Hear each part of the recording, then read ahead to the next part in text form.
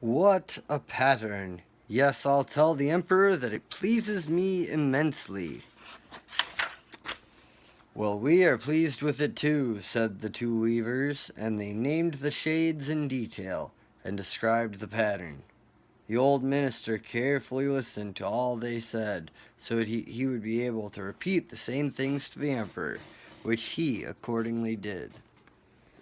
Now the impostors demanded more money, more silk, more gold. They needed the gold for the weaving, they said. They stuck everything into their own pockets, not so much as a thread passed over the looms. But they continued, as before, to weave at the empty looms. In short time, the emperor sent another very able official to see how the weaving was getting on, and if the cloth was nearly ready. The inspection went the same as with him as with the minister. He gazed and gazed, but as there was nothing there but the empty loom, he could not contrive to see anything. "A pretty piece of cloth, isn't it?" said the two impostors, and pretended to point out the pretty patterns, of which there were really no trace. "Surely I am not stupid," thought the man. "Not fit for my post, eh? A pretty joke, I must say, but I must not let it be noticed." So he praised the cloth he did not see, and congratulated them on the beautiful dyes and lovely patterns. "Yes, it is perfectly enchanting," he reported back to the emperor. Soon all the people in the town were talking of the splendid cloth. Now the emperor had a mind to see the cloth for himself while it was still on the loom. With a host of the great folks of his realm, among whom there were the two able officials who had been there before and admired the cloth, he went to the two crafty impostors who were now working with all their might, but without a stitch or thread. "Now, is it not magnificent?" said the two officials. "Will your majesty deign to observe what patterns, what brilliant hues are here?" And they pointed at the empty looms, taking it for granted that the others could see this cloth. "Why, what is this?" thought the emperor. "I don't see anything. How horrible! Am I not stupid then? Am I unfit to be emperor? That would be the most frightful thing that could happen to me." "Oh, it is very fine," he said out loud. It has my most gracious approbation." And he nodded his head approvingly and gazed at the empty loom. He would not say that he could not see anything. His whole suite stared and stared.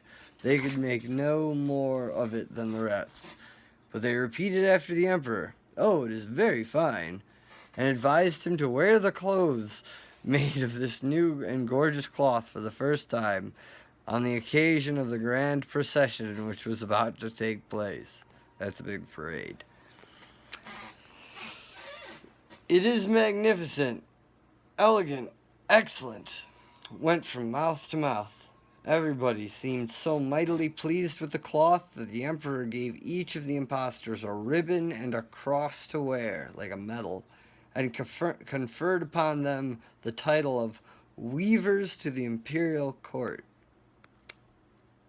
On the eve of the procession, the impostors sat up all night and had more than 16 candles lit. The people could see that they were getting busy getting to the emperor's new clothes ready. They pretended to take the cloth from the loom. They clipped the air with large scissors, sewed with needles without thread, and at last declared, "There, the clothes are now quite ready." The emperor, with his principal lords, then came himself, and the impostors raised their arms as if they were holding up something, and said, "Look, here are the hose, here is the coat, here is the mantle. They are as light as gossamer." They continued.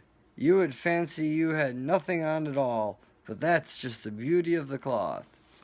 "Of course," said all the gentlemen in waiting, but they could not see anything, for there was, in reality, nothing to see.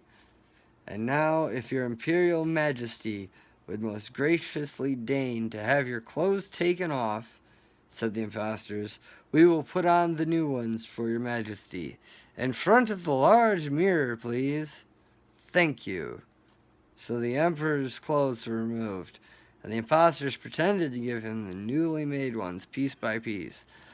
And they smoothed down his body and tied on something which was supposed to be the train. And the emperor turned and twisted himself in front of the mirror so as to try to get a better view. "What a capital suit it is! How nicely it fits!" the people cried with one voice. "What a pattern! What beautiful dyes! It is a splendid suit." "The canopy, which is to be borne over your majesty in the procession, is waiting outside," the masters of ceremonies announced. "All right," said the emperor. "I am quite ready. Do my clothes fit well?" And he turned himself once more this way and that before the mirror, to make believe that he was now taking a general survey of his elegance. The gentlemen in waiting, who had to bear his train, fumbled with their hands along the floor as if they were picking up the train, and as ventured forth, they held their hands in the air, for they dared not let on they saw nothing. And thus the emperor marched in the procession beneath the beautiful canopy, and everyone in the streets and windows said, "Gracious, how perfect the emperor's new clothes are! What a beautiful train! How splendidly everything fits! What beautiful cloth!" No one would have it supposed that he saw nothing, for then he would certainly have been unfit for his post or very stupid. "Why, he has got nothing on!" cried a little child. "Listen to that voice of innocence," said the father, for everyone was whispering to the person nearest to him what the child had said. "He has nothing on!" "He really has nothing on!" at length cried the whole crowd. The emperor shrank within himself as he heard, for it seemed to him that they were right. But he thought to himself, "At any rate, I must go through with this procession to the end." So he put on a still haughtier air, and the gentlemen in waiting marched behind, carefully holding up the train that wasn't there. This picture of the emperor looking at the empty looms and the two imposters. And the end. So, that was an interesting story. The moral of it is don't be gullible. So I hope you enjoyed it. Now, I love you girls very much, and I hope you enjoyed this multi-part series of The Emperor's New Clothes. And I love you. Goodbye.